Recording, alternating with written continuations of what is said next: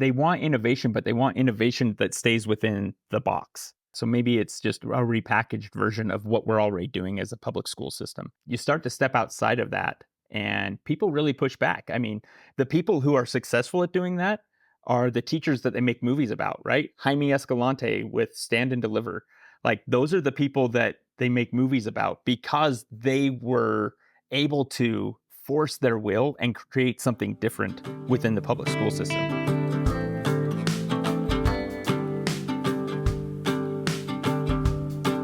Hello and welcome back to the Hannah Frankman podcast. On today's episode, I'm speaking with Jon England. Jon is an education policy analyst at Libertas Institute, a nonprofit based out of Utah. Jon works to support micro school founders. He's worked on school choice legislation that's passed in Utah, and he's currently building an association that will allow micro school founders to tap into economies of scale that public school institutions are able to leverage, but micro school founders, when on their own, aren't normally able to take advantage of. Jon spent 7 years as a public school teacher and then 7 years as a public school principal. And in today's episode, we talk about how much Jon wanted to be able to innovate as a public school teacher and why that led him to become a principal, where he discovered that working as a principal actually involved being more micromanaged than being a Marine. We talk about how Jon began to run into the culture wars and policies that went against his own personal beliefs. And we talk about how he ended up getting investigated for comments that he'd made entirely on his own and outside of the scope of his work about parents having a right to know about the gender choices that their children were making inside of the classroom. Jon ended up being asked to step down from his job as a principal after that incident and after an incident involving COVID policy and an asymptomatic student being allowed to come to school while testing positive for COVID. And in today's episode, Jon and I get into the weeds about what happened, about why he was already ready to leave public education, and about the work that he's doing now in education inside of Utah at Libertas, and why he's so excited about micro schools and what the school choice climate is like in Utah after their first school choice bill has passed. Jon and I go super deep into the weeds of what it's actually like to work as a teacher and an administrator inside of public education in the 21st century. And I hope you enjoy listening. Jon, welcome to the podcast. Yeah, thanks for having me on. I'm excited. I'm super stoked about this conversation because we're going to dig into something that has been a very interesting recurring story over the past few years that you have lived, but that I haven't had a chance to talk about a lot yet on the show. And I'm very excited to dive in today. You were a public school principal. Yes. And yes. You quit your job because of COVID. We need to dig into this story. Can you give us the backstory of pre-COVID, what you were doing, what your job was like, how you became a public school principal? I assume you liked it for a while. Tell us about this. Yeah, so I got into became a public school teacher because I absolutely love education. I've always loved education. I had an amazing science teacher in high school that really, for me, inspired me to become a teacher. And I got in there and I had all these ideas of what I wanted to accomplish. But as I got going, I kept running into these roadblocks of different barriers. And I thought, if I become a public school principal, I'll be able to remove some of these roadblocks for teachers so that they can begin to create these amazing options for kids and be able to really innovate within the public school system. What I found is that principals are the middle managers of the public education system. They are required to enforce all of the rules. And the amount of decisions that I was able to make as a principal were very, very small. I've told other people that I often felt more micromanaged as a public school principal than I ever did in my time in the Marine Corps, which a lot of people find super surprising. That's saying Uh, something. yeah, I had a lot of people who told me how I had to do my job, and I was expected to do it that way.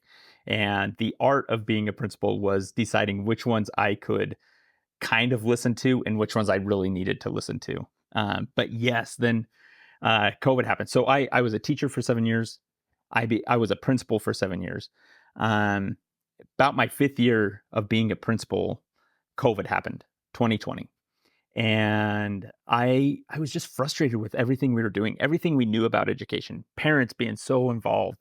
The amazing field trips we were able to take our kids on went away with COVID. And that was frustrating. I was sitting there and I worked through it. I'm like, okay, it's just this year. Here we go. Um, and then some culture war stuff came up that following year after COVID. And I went and made public comment. And this was fall of 2021, where the parents, like, that there was a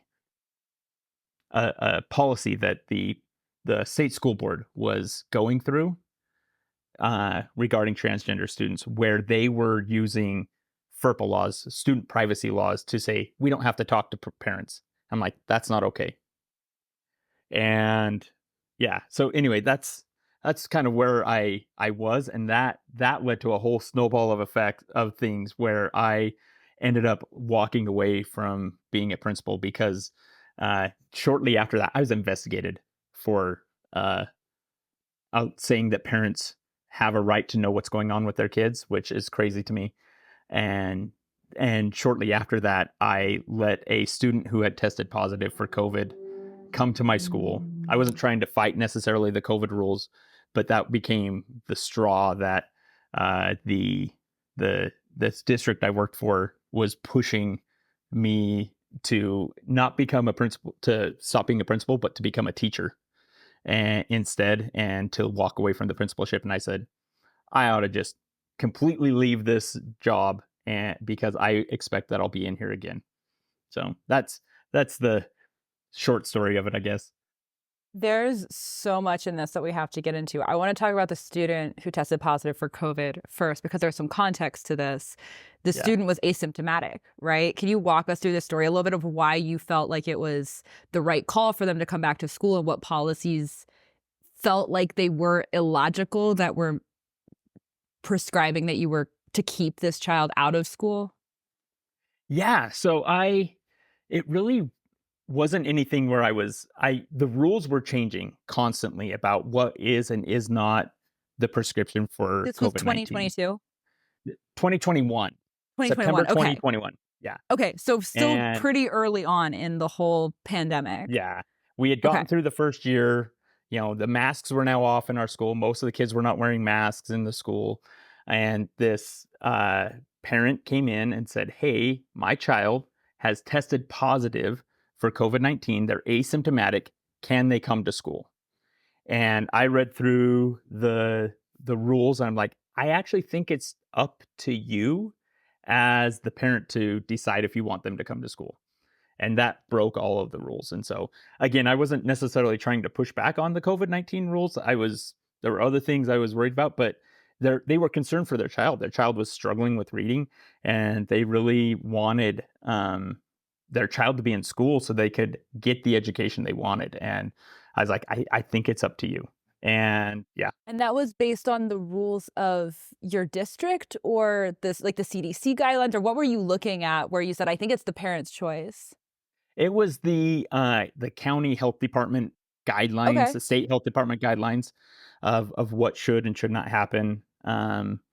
It was really like, and like I said, they had been changing over the last few months, and my interpretation of what they were like, is it he needs to isolate, or does he need to be like, I can't remember what the other one is, like, just be aware. Like, there were all these different terms that they were using, and I got those two mixed up when it came to it, and that was really where the mistake came in.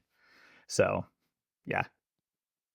Got it. So your district was basically, they had guidelines in place, and they said that you were breaking the rules by allowing the child to be in school. Yeah. Yeah, that's really what it was is, hey, these are the guidelines. The kid was sick. You should have sent him home. I was like, oh, I'm sorry. I didn't do it that way.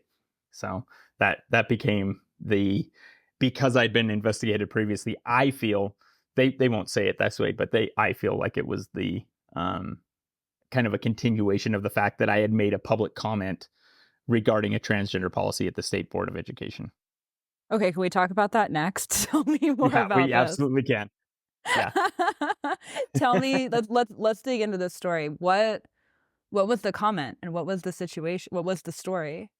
So they were looking at a policy for transgender students. And basically, in the policy, they said that the school had no legal obligation to inform parents if a child decided to transition at school. And they were using FERPA law, which is the student privacy law that is supposed to protect student privacy from outside agencies, not protect student privacy from their parents. So I got on, I made a public comment and said, hey, don't put the schools in this position. Schools are supposed to be working with parents, and you're making us opposition because you're saying we can't talk to the parents about a very significant thing that's happening in their child's lives in the school area. And regardless of your political leanings of how you feel, parents are the ones who are legally responsible for the children. The schools are not. And I know that there's definitely people on the left who disagree with that statement. But at the end of the day, legally, the parents are the guardians of that child. I am not, and therefore I should not be required to have these to keep information from the parents. That was my statement, and I was investigated for that. They ended up giving me a letter of expectation, which they say is not disciplinary, but it's definitely the first step in their disciplinary guidelines. And so that was a interesting aspect of that, basically saying like, look, you shouldn't even get up there and tell people that you're a principal, because that was one of the things I said. That's like, hey, I'm a school principal in my district, and I'm speaking for myself. I made that very clear. But they were very interested in saying that, uh, like, no, you shouldn't even let people know that you're a principal, even though that's public record. So That's very interesting. So who was it that you pissed off? Was it the school board? it was my school district. My school Okay. district. I made my public comments. It got into a newspaper and got back to my school district. So my supervisor, the HR department, and they pulled me in to investigate me. That's who were upset that I had made the public comment. Because it went against their preferred policies, or what were the underlying politics here? It sounds like there's a lot of underlying politics, which ties back to your comment about being more managed in the Marines, which we're going to get into in a second. But I'm curious about the dynamics of this, because it seems like a thing that you should be totally free to say as somebody who works inside of schools and sees what happens there every day. It seems like you would be entitled to have an opinion, and that your opinion should be freely shared, and that should be welcomed, and that you should be allowed to make comments like this. It's interesting that they don't want you to. Yeah, and that's really where I'm not really sure what the problem was with me making the comments, other than it got into a newspaper and therefore became news. That's where I think the problem was, is it became news to them.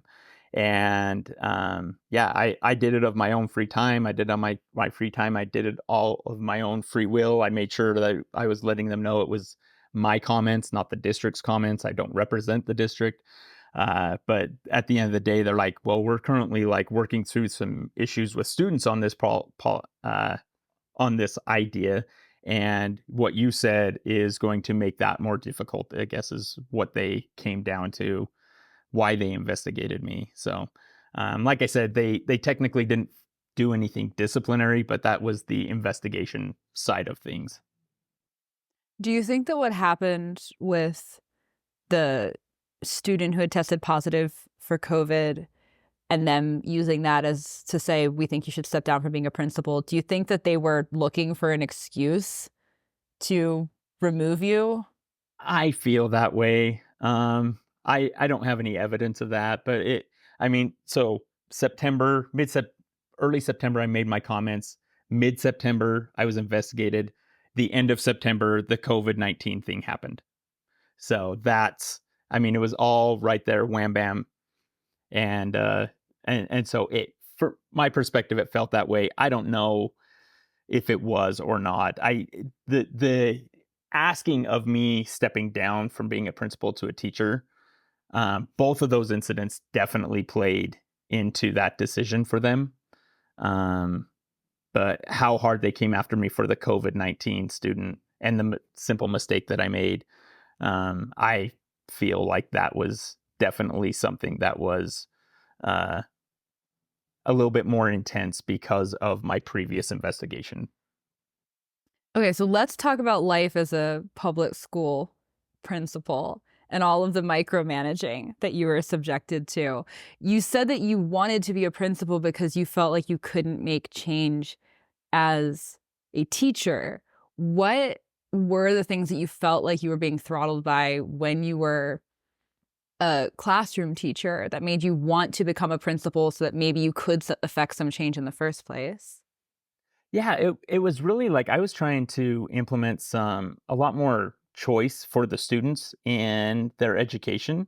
And, I had a lot of, and this was more outside pressure from my colleagues of, creating an environment where I was really pressured to go along with, hey, this is the curriculum.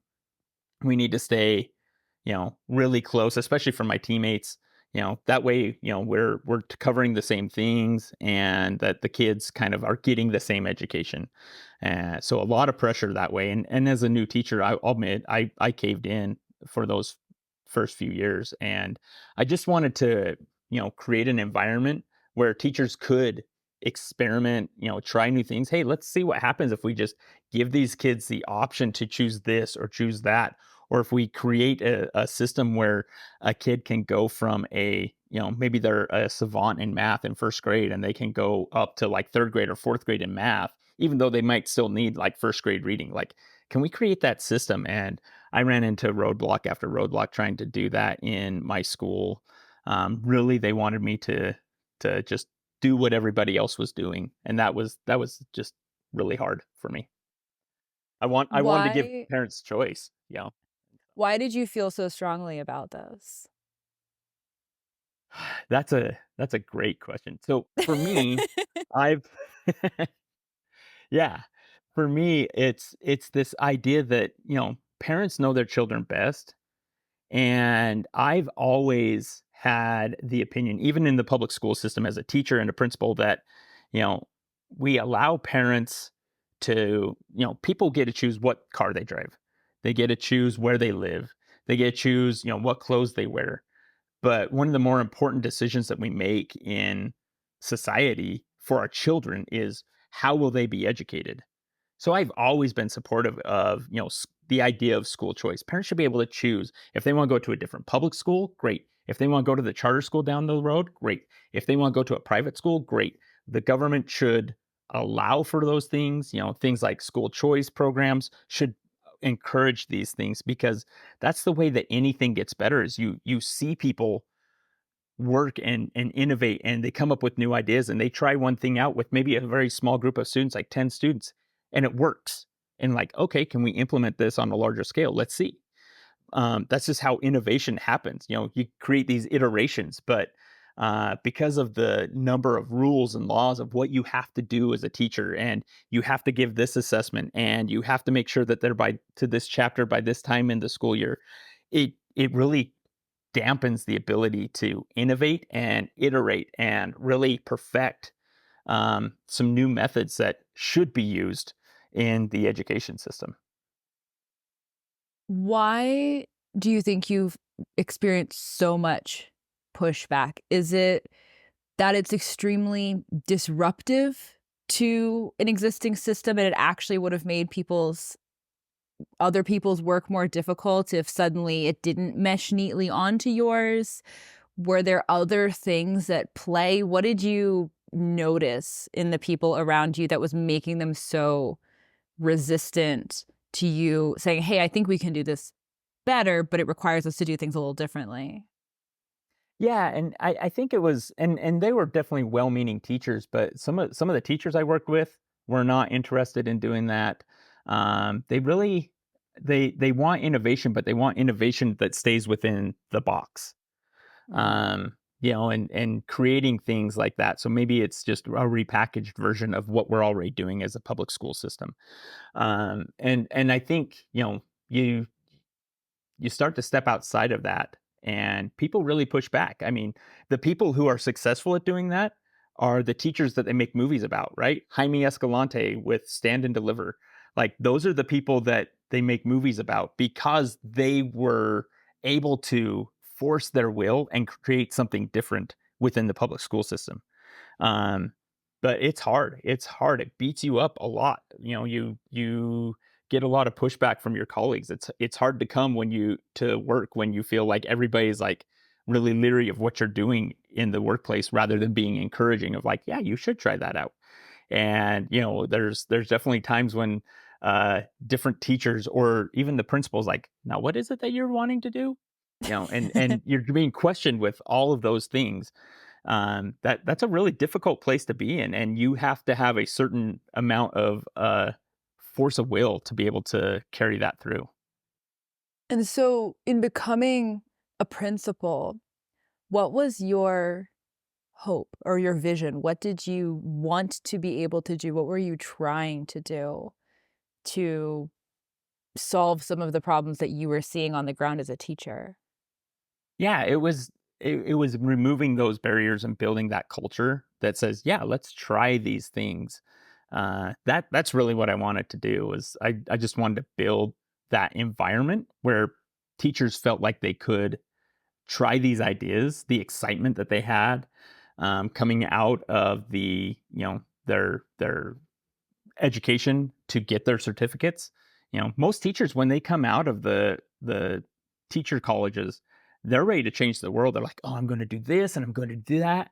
And then they come in and they just run into either the culture of the workplace or they run into the different bureaucratic rules that make it really difficult for them to do that. And it's just really, really uh I don't know what the right word is, like uh uh anyway, it takes away that motivation. It's demotivating Mhm. when it comes to those things.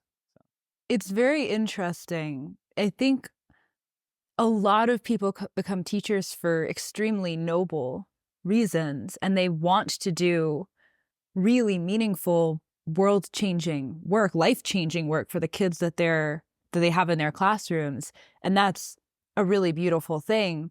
But the energy that you are surrounded by when you step into a deeply bureaucratic, deeply monopolized institution is the antithesis of the energy that is required to build things. You look at the types of people who go and build a startup, and they're often in a very similar age demographic to the people who are coming out of university and starting their first years as a teacher. And they have fiery energy and they're excited to build something, but they are existing in a world where you have to fight tooth and nail in order to survive. If you're building a company, you have to figure out how to turn a profit. And if something's not working, you have to pivot immediately or you're going to run out of runway and your company's going to tank. And so there's this scrappiness that is enforced by the circumstances that you are inside of that not only encourage innovation and creative thinking, but demand it. And so you iterate very quickly until you land on something that works. And the measure of whether or not it works is, are people paying you for your product? Have you found a product market fit? Are you actually delivering something of value to a customer? Because if you're not going to make any money and your company's going to fold. And it's the exact opposite when you move into an institution where every way you turn, you run into a highly established and solidified wall where, sorry, we don't do things that way. You have to follow these rules. And that's incredibly deflating. But I Yeah. think the energy at the onset is, in some ways, in some cases, coming from very similar places. It's this desire to make something, to make the world around you a little better than you found it. And that's a beautiful thing, but it's very hard to do when you're inside the confines of an institution. And I don't mean to overly romanticize the startup world, because most startups fail and people get terribly burnt out building startups. And it's a very brutal thing to do, but the energy is allowed. The energy is Yeah. encouraged, whereas inside of an institution, it's completely quashed. And that's not just true of education, that's true of any large institution. But it sounds like you were running up against this kind of very constrictive energy every way you turned. You came in wanting to be a builder, but the only thing you were allowed to do was be a rule follower, or else you get a little rap across the knuckles, is what it sounds like. Yeah, that's really how it works out is just this idea. I mean, it happens with student discipline too, right? The kids who question and challenge what teachers are saying are the ones who get in trouble the most, right? And Hmm. it's just, we're teaching kids like, hey, you have to follow the rules, even if the rules are maybe nonsensical to you. And it's definitely a big danger that we have, I think, with the institutionalized education system. If you've ever dreamed of launching a micro school in your community, I have an exciting announcement to share with you. Primer Micro Schools, whose founder, Ryan Delk, I've had on the podcast, is launching the Primer Leader Cohort. The cohort is structured like an evening MBA. It's a paid year-long program designed to help you launch your own Primer Micro School. Participants are paid a monthly stipend to participate in the cohort. And if they make it through and successfully launch their own micro school, they'll transition into a role as a full-time primer leader with a competitive full-time salary, benefits, and economic upside in the micro school they've started. Applications are open from now until September 1st. You can find out more about Primer and the schools they're running at primer.com, or you can apply for the leader cohort at primer.com/apply. Okay, back to the show. You've mentioned how micromanaged you were as a public school principal. Can you talk a little bit about that? Who was monitoring what you were doing? How many different people's and organizations' sets of rules were you supposed to be following? I know you have your local district, you've got the school board, you've got the state standards, you've got the teachers' unions, you've got all sorts of different people, I would imagine, having a lot of opinions about what you should be doing and how you should be doing it. What what were the actual factors at play, and what was the job like? Yeah, so you mentioned a lot of it. So if you start at the federal government will make rules about education. Then it goes to the Federal Department of Education, and they're making rules and laws. And all of this is regulated by the fact that there's money attached to all of these laws. Then you get to the state, and the state makes their laws and rules. The state board makes their laws and rules. Then your local school district will make laws and rules, and the district level administrators will make interpretations of those rules. And then you can even get down to, as a principal, there's certain rules that you're making, and all of that culminates in a teacher's classroom. Something as simple as like, hey, I watched as testing became more and more prevalent. We started when I started teaching, we did end of year testing, and it took, 3 or 4 weeks at the end of the year, and that was it. By the time I finished, there was testing at the beginning of the year, and that took 3 or 4 weeks, and testing in the middle of the year, and that took a few weeks, and then testing at the end of the year, and that took a bunch of weeks. All of these things like have just there's just so much testing, and it's so not only and all of that has to do with how the money is coming, and there's rules about you need to be teaching this standard. So the Common Core standards were a thing that came out, right? And all of a sudden, like, we have to change what we're doing even on the state level, even though the state used to be able to kind of make their own standards for the entire state. And it just changed over and over. I want to say, like, even the standards at the state level were changing every 3 to 5 years, and that would prompt a purchase of new curriculum every 3 to 5 years. And so the teachers never had chance to even become an expert in the tools that they were being given. About the time they started to get used to it and start to really like expand and iterate on those things, all of a sudden it changes. Everything changed, and that's really difficult place to thrive. And it really is difficult that way. Talking about like my rules as a principal is, when we implemented a new uh, curriculum, my job was to make sure that the teachers were using it with fidelity, is the word they used. And I have no idea what fidelity means, but my interpretation of that was like, okay, this is what they have to use, and they really shouldn't add or take away from anything that's in this. And so somebody at the publisher has decided that this is the right thing, and the teachers, regardless of what the kids are doing, need to follow this program. And so all of those things were just that micromanaged like concept. When I was in the Marine Corps, yeah, I was given tasks that were menial, like, hey, you got to clean the bathroom, but how I cleaned the bathroom was like up to me as a, and that's the way that the Marine Corps needed to be. Like they needed that flexibility, to be able to like, hey, we need to, capture this hill in a battle zone, and everybody needs to know what the plans are, but how we capture that hill really doesn't matter because we know we're going to have to change and iterate along the way. Well, in the public school system, there's very little chance to change or iterate. It's usually the summer, and you're doing it with data that hasn't been completely compiled from the end of the year. You don't get that data until usually like October of the following school year. And so it makes it really, really difficult to do anything different. It's super frustrating. It's part of why I was actually happy to walk away.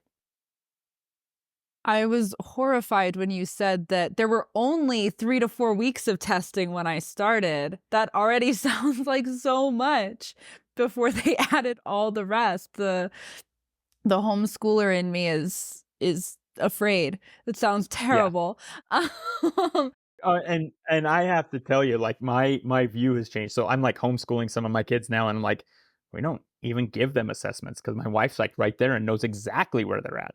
And so the amount of assessments is not even useful for the teachers because they don't even have the data. It's terrible.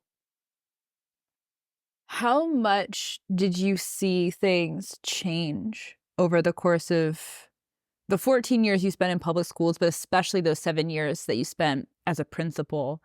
It sounds like there was quite a bit of change in terms of the amount of testing, the specific curriculum you were supposed to be using. How much more regulated and stringent did things become? Or like, what is the rate of change that's happening right now inside of our schools? And maybe what were some of the biggest shifts that you saw or trends that you saw in the changes that were happening? Yeah, that's a really interesting question. The better question for me is like I had some friends who were veteran principals. They had been principals for, 15, 20 years. And I would talk to them about my frustrations, like, man, we're being asked to do this, we're being asked to do that. Like, how do I know which ones I need to follow? And in fact, one of my friends told me, like, look, if you haven't received the email at least 3 times, it's probably something you can ignore. So, like, that was, like, a really interesting way of, like, thinking about it. But, he said, like, it has changed. They would tell me it's changed so dramatically. As a principal, they used to be able to make all kinds of decisions about the direction the school was going. They could work with the parent council and be like, "Hey, we really want X, Y, or Z." And that became less and less, we were less and less able to do that, as time went on, is what they've told me. So my time as a principal was, much shorter comparatively. And so I just remember every year in August, we had a meeting. We called it the fire hose meeting. And that's where they came in. They told us all the new programs and new laws that were coming down the road that we were expected to implement within our schools.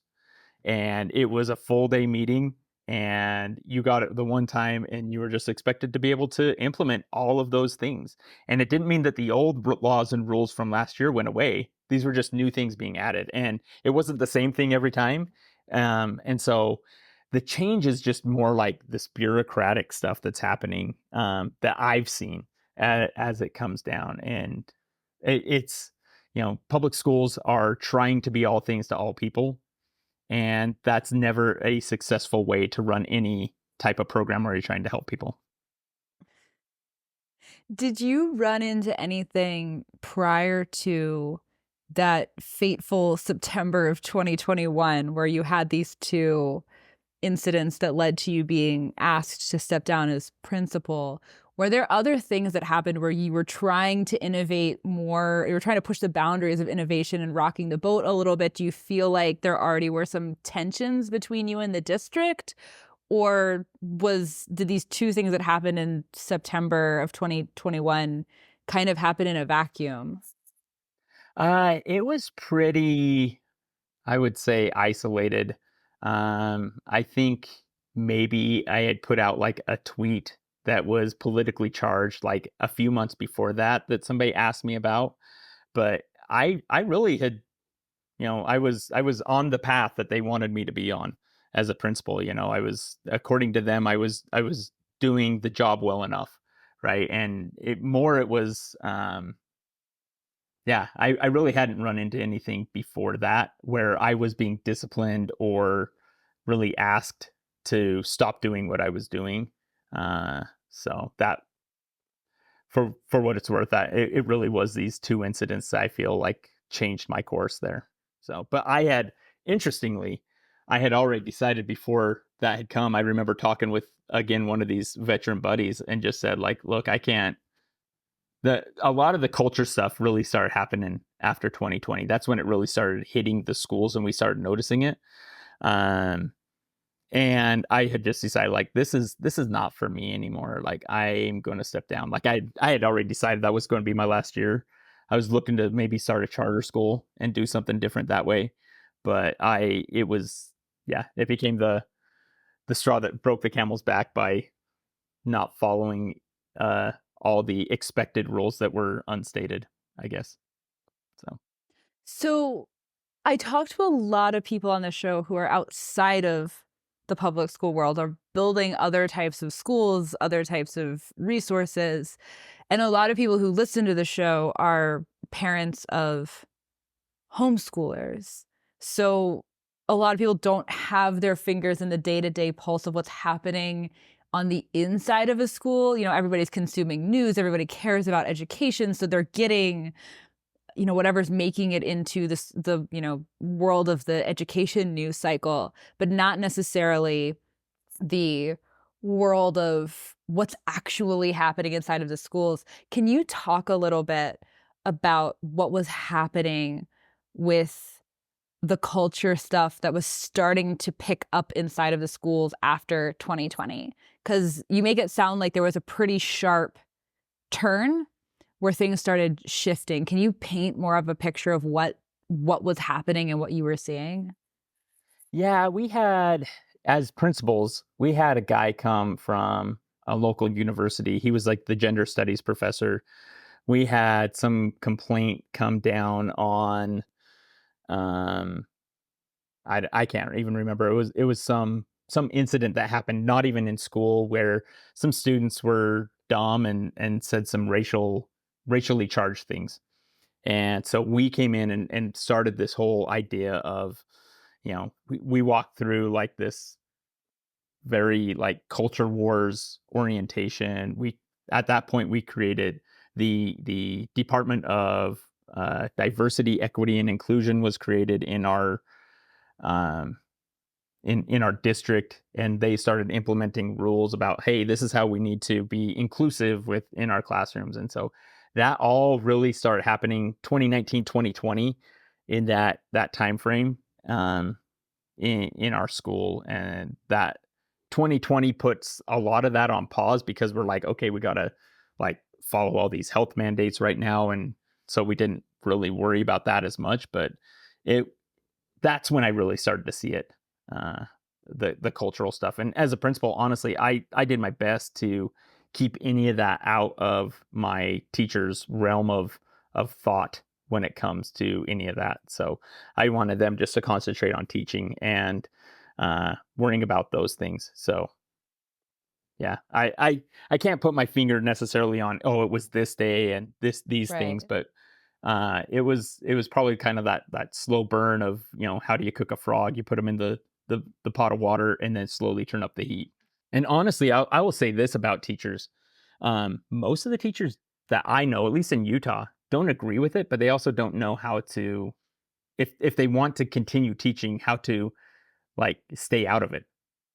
How to not enforce these things that are coming through, because again, if you're not part of the system, they kick you out of the system. Were there other things besides your school established like a DEI office? You had basically DEI trainings starting to happen.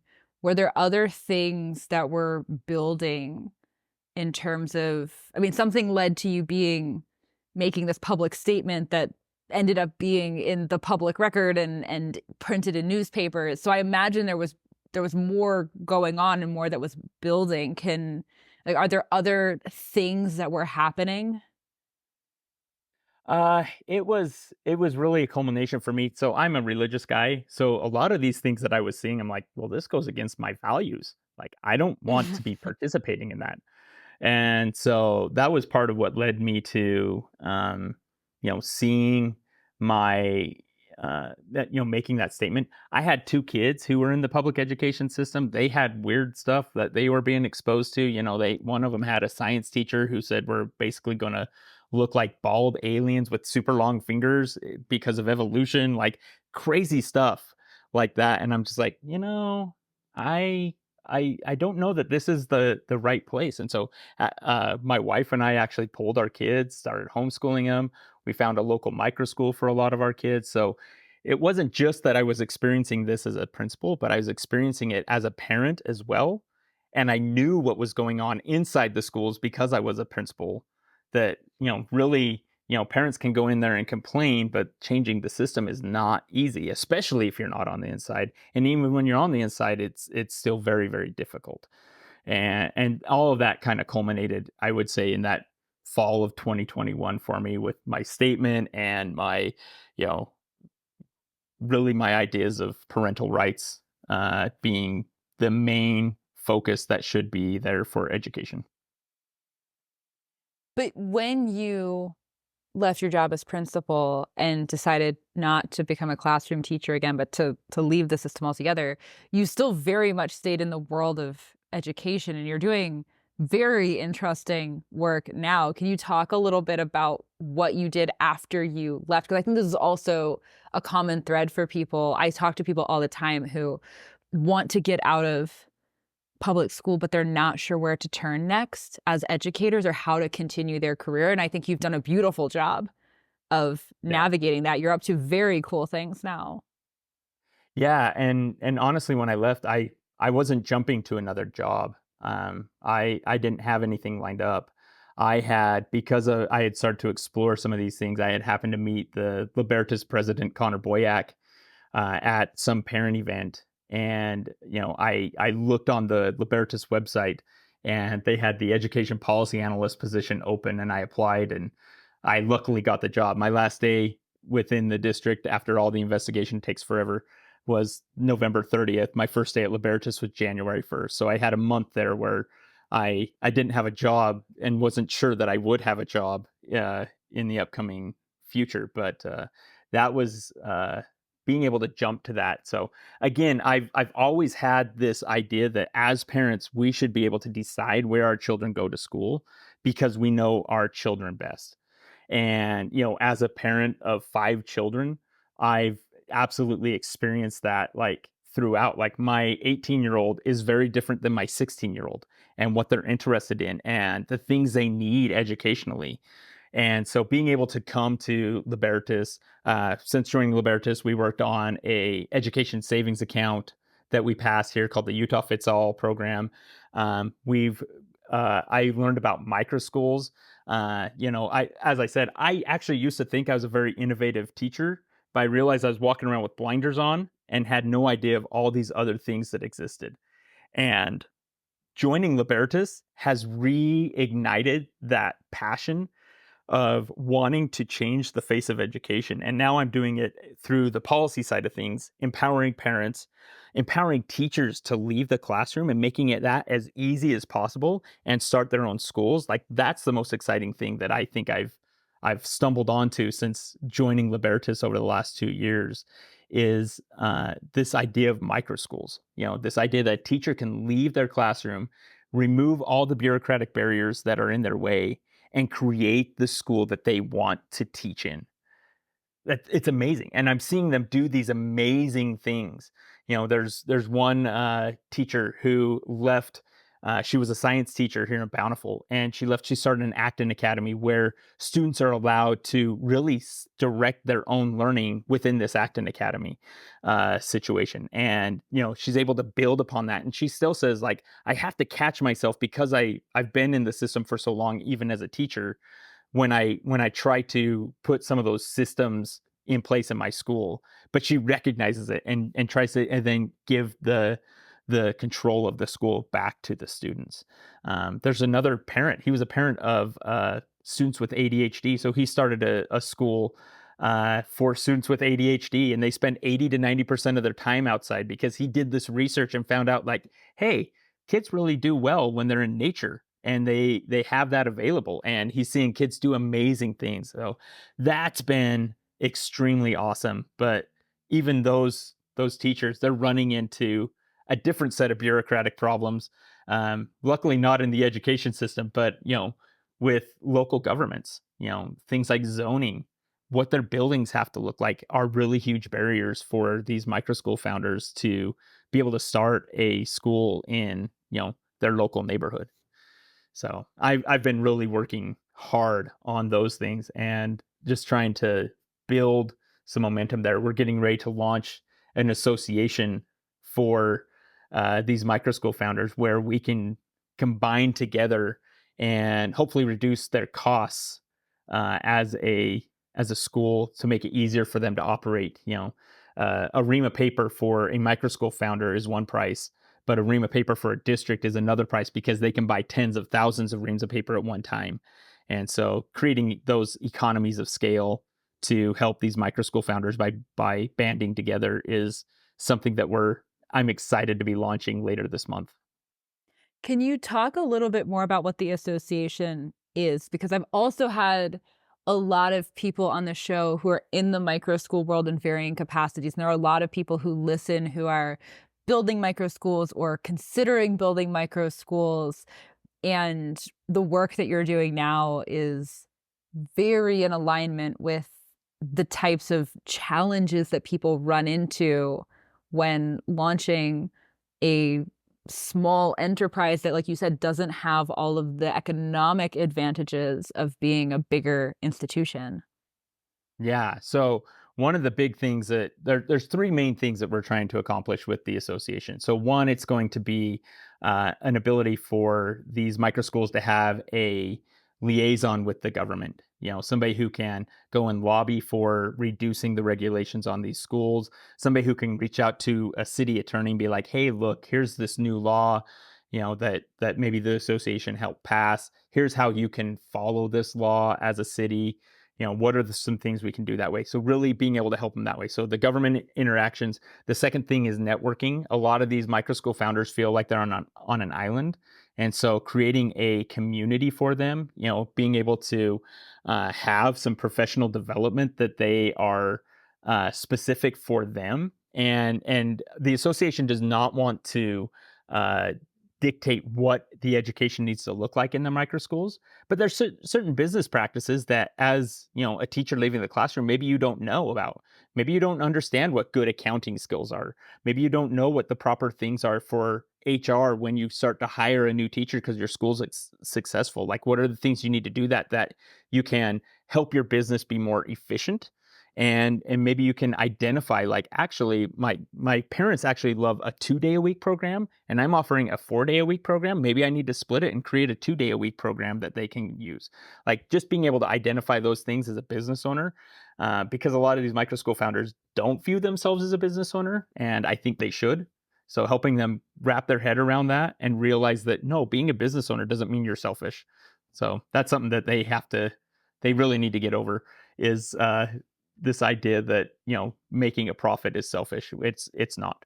The third thing, though, is again, this economies of scale. So can we work with an insurance agent and get a group rate and reduce their insurance costs? Can we find an accountant who really understands what micro schools are and also get a discount, but also be able to do their accounting in a way that's way more efficient?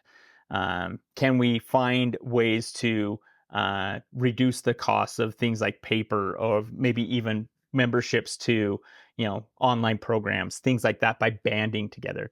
Those are the three things that we're really trying to accomplish with the association. This is a little bit of a tangent, but I want to talk about the point that you just made about the business coaching side of things and turning a profit, not being selfish. I was talking to somebody yesterday about all of the innovative for-profit schools that are starting to grow in number as direct competition to the government public school monopoly. And he made a comment to the effect of, well, shouldn't education be a not-for-profit endeavor? Shouldn't it not be tied to people making money? I would love to hear your response to a question like that, because it sounds like that's a thing that you're thinking about and talking to people about and coaching them on. So I would say, like, how are they supposed to live then? Because it's not like I'm saying they shouldn't make if they have a successful program, I'm totally fine with them making millions of dollars if they have that, because it means they're serving more kids, and the more they grow their business and the more income they can generate, the more they can grow this successful program.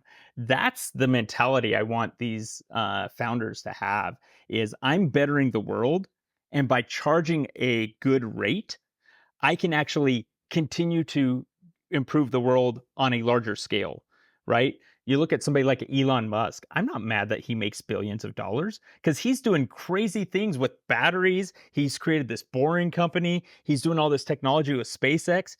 And all that technology is trickling down to my life and making my life easier, right? He's made electric cars cool.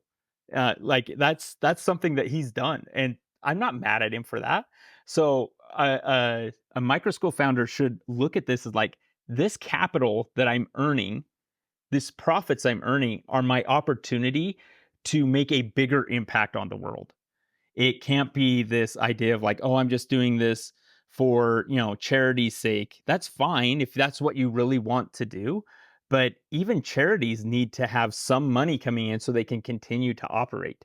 But yeah, if you're able to have a successful program and grow it, you should be able to. I think of one micro school founder. He has a very successful program that he started, and it's so successful that he's looking to expand it to 2 new locations. Like, holy cow, that's amazing. He should continue to do that. And part of that, because he worried about profits first and making sure that it was sustainable, he's also looking at creating his same model for the refugee communities here in Salt Lake City. Like, that's an amazing thing, but he wouldn't be able to do that without making a profit. So, yeah, so micro school founders should be making profits for sure. And we get a little icky about it because it's like, oh, it's like it's these kids and they're doing these things. Well, honestly, like, the public education system in Utah is $7.5 billion, $7.25 billion. It's a lot of money. And these micro school founders, like, as a teacher, I made a very livable income. As a principal, I made a very livable income. Like, yeah, as a micro school founder, you should make a livable income. Like, charge what you're worth. Your time is worth something, and you are providing a very important service. So that's what they should be doing. I love that. What are some of the other biggest challenges that you encounter micro school leaders running into? What are the biggest things, maybe for a newer micro school founder, that they don't even realize is going to be a challenge until they run into it? What are some of the biggest roadblocks that you guys want to help micro school leaders overcome, or maybe that someone listening to this who wants to start a micro school should know might be coming? The city government is like the biggest thing. It is. That is the biggest I've definitely government heard this hurdle. before. Yeah. Zoning is a big thing. So where they can put their micro school. The other thing is building occupancy, what their building has to look like in that space. And those are really big hurdles that they have to get over. Like, just today, I was talking to a micro school founder, and He has a commercial building, has sprinklers, have everything. Well, the health department wants him to put in a nurse's room. His school is 6 kids, but he has to build this separate nurse's room within his 5,000 square foot school that's a commercially graded building. And I don't know why. I don't understand why that has to be a thing. I don't know that the nurse's room makes his school any more or less safe. It's really just this theater thing. So that's a big one. Government is always a barrier to innovation in every industry, and especially in micro schools. Especially a lot of the local school or local city governments are, friendly with the local school, and this feels like competition to them, and they don't like that. And so those are definitely things that get in the way. The other thing is money. Like starting a new business is really, really difficult. And, starting in micro school, again, with like 6 kids, that unless you're charging them like $20,000 each, that's a very small amount of money for you to be running a school. So you have to think about that and figure out, how can I get through my first year? Because that's something that I'm really seeing, is that as these schools get through their first year, they're usually able to grow to where it's sustainable. So you have to be prepared for that, and that's a capital issue. And there's other people who are working on that. I know some things about it. There's some micro loans that are starting to, I'm starting to hear rumors of. But right now, yeah, that access to capital to be able to begin the school is a big barrier too. The zoning thing is crazy, and it doesn't just apply to schools. It applies to I've heard stories of people trying to start businesses that have a commercial kitchen baked into them, and they'll go through all of the hoops, of which there are many, if you want to set up a Yeah. commercial kitchen. And then somebody will come through and they're like, "Oh, did nobody tell you the sink has to be these measurements and yours isn't, and you have to go get a new sink or something." It's crazy how rigid, and yet at the same time how sometimes chaotic it feels to be trying to figure out what Hmm. you have to do in order to open a space. But it's a huge problem for schools. I hear this all the time from micro school people. I had Chris Turner on the show a while back, who runs Yeah. Moonrise, a co-learning space in outside of Atlanta, Georgia. Yeah. What he's doing is great. He ran into all kinds of problems with zoning, though, because they didn't know what to classify him as, because he didn't fit quite into any of the boxes. He's not quite a Hmm. daycare. He's not quite a school. Nobody knew where to put him. And so they didn't know how to basically license him to use the space. And so he ran into all these delays getting open, not because he was doing anything that was wrong for any reason or wasn't going to be safe for the kids or anything like that, but they just didn't know what box to check in their forms to qualify him to open the space and have kids in it. And some of this is just crazy, and it seems to be pretty consistent all across the country as far as I can tell. It's not like you're working with people who are in exceptionally poor places to be starting schools. It's kind of across the board. You're primarily working with people in Utah, though, correct? Yeah, that's right. We're working with people in Utah, and we're trying to address that. So we just worked on a bill. So one of the things that Libertas does is we work on laws to make it more free here in society, right? And so we actually did pass a law, which is why it's crazy that I have this micro school founder who is trying to, like, running into these same problems still. But we passed a law that made these permissible, and they're permitted in all zones, and they can be at a lower building occupancy that is much easier for them to find a building that complies with that, and a location. And so that's something that we're working on too, when it comes to the laws, is just trying to help them overcome all of these zoning and building occupancy restrictions. It's insane. Are you working on any resources that are also available to people outside of Utah, or are there plans eventually to expand beyond Utah, or are most of your efforts? I know on the legal side of things, you guys are working specifically in Utah, but with the association, I know that a lot of what you're doing is providing resources and coaching and access to group rates for things that would otherwise be very unaffordable for a school with 6 kids, but which could be a profitable enterprise with the right economics and the right, being able to get paper at public school prices, for example. Are any of those things, is the goal for them to expand beyond Utah, or is the goal to be very Utah focused? The goal is definitely to expand. I think I as an association, the more members you have, the better deals you can find. Right, those economies of scale grow the more people you have, and so being able to expand to not just Utah, but nationwide would be a good thing. It will have to be kind of like on this because it's a 501(c)(6), which is a trade organization. We'd have to do it on like a chapter basis. Like we're starting the Utah chapter. Eventually, maybe we can expand to an Idaho chapter or a Kansas chapter or a Florida chapter or whatever it is. But we'd have to kind of do it that way. I'm sure that we could allow members from outside, but as far as the lobbying goes, we would have to establish a chapter within those states to help with that aspect of what they're doing too. That makes sense. So if anyone's listening to this and they're running a micro school, not based in Utah, but they're curious about what you're doing, how can they get in touch with you about future endeavors, future growth, other ways of getting involved? Where would you send them? They can get in touch with me at Libertas. My email, Jon, Jon, at libertas.org, Libertas. Um, they can send me an email there. I'm super happy to talk with anybody. I've helped people in Florida.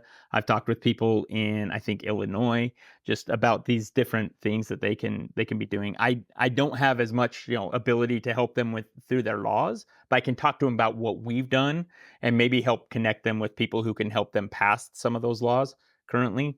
But yeah, they can reach out to me there. And then if they want to see me rant on public schools, they can always follow me on Twitter too. Principal John is my Twitter handle. Amazing. We also got to talk about the school choice thing in Utah for a second, because I haven't Okay. had anybody on the show yet that has Utah specific expertise in the land of school choice. You mentioned that you guys helped pass a bill for school choice in Utah. Can you share a little bit about this? Yeah, so this is an education savings account, and for those people who aren't in the weeds of all the laws, what that is it takes the idea of a voucher, which a lot of people understand, which is a certain amount of money that will go to a private school, but it expands on that idea. So not only can you use it to pay for private school tuition, but you can actually find small schools. You can mix and match. You can unbundle your child's education and find multiple providers for them, or you can even just start buying curriculum and homeschool your children using these funds. And so in Utah, it's $8,000 per student, and there's enough funding for 10,000 students currently. We're always looking to expand that. But it's great. I'm already seeing a lot of innovative ideas coming because of this money. There's a gym that just opened up where they're combining physical activity and science instruction, and they're having great success with Cool. that. Oh, it's amazing. I love it. And it's, the kids go in there for like 45 minutes to an hour for a session. And, they're seeing increases in their math skills for these kids. The physical activity stimulates their brain across the board. And then they go and do these math things, and it solidifies those pathways for, basic math skills, science skills, things like That's that. so cool. Is it like game It's so awesome. based or is it experiment based? You run and you jump and then you talk about the physics components, or what kinds of activities are they doing? So there's a physical they I and I'm you're asking me. I've visited them one time, so my knowledge is limited.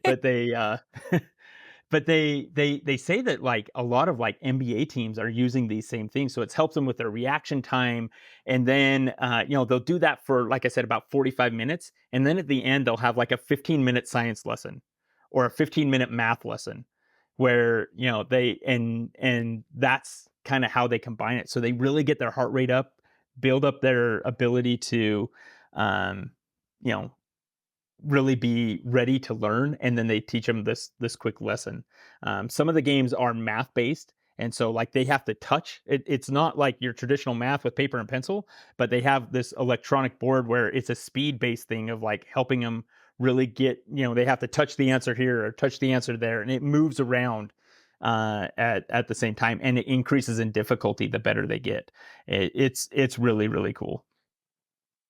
That's so awesome. So the program is currently capped at 10,000 students. What are the parameters for being one of those students? Is it focused on particular income brackets, or is it lottery based? How is it structured? So it's a combination of income and lottery. So there is an emphasis put on lower income students. They get first priority. So 200% of the federal poverty line or below. That's actually most of the students who got it. Over 90% of the students, according to the program manager, are in that category and receive this scholarship. And then beyond that, there's three categories of income. So the middle income ended up being a lottery for those remaining, 1,000 or so scholarships that were available. So that's where we're at with that. So, but emphasis is put on lower income, but all students are eligible. And what did you see in terms of popularity of the program and number of people trying to sign up for it? Because I always find that so interesting, the adoption numbers, especially early on when a program like this goes live. Like watching the numbers in Arizona was fascinating when students first had access to their universal ESA program. So anybody in the state could just sign up and have access to their state funding for whatever education option they chose. Watching the way those types of things get adopted is very interesting. What were the application numbers like? Do you know? Yeah. So there were 10,000 spots available, 27,000 students applied. So, Wow.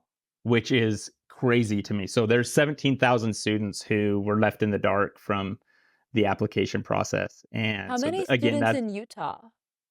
there are over 600,000 students in Utah currently. So I mean the percentage is still very, very small, but I mean we're getting up there with the number. It's definitely way more than what the legislature expected.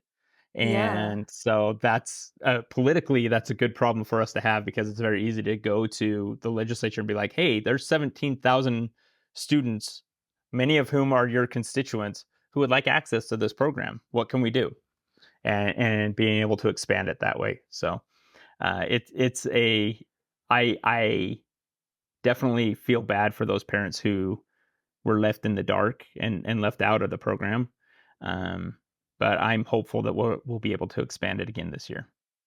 Amazing. So we already talked about where people can get in touch with you if they have questions. You shared your Twitter. Is there anywhere else that you would send people if they want to know more about the association or the work you're doing at Libertas, or any other work that you've done? Anything else that you'd like to share with people where they can find more?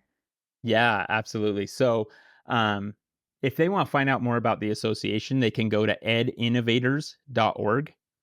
That's the website we've launched. It's still very new, so we're still adding a lot of information there. But they can, sign up for our email list there if they want to learn more about it.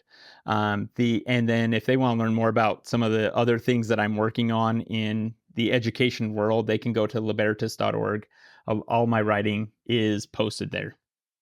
Amazing. Thank you so much for taking the time to do this, Jon. This has been fun. Yeah, thank you for having me on. I've really appreciated the opportunity. My absolute pleasure. We'll talk more soon.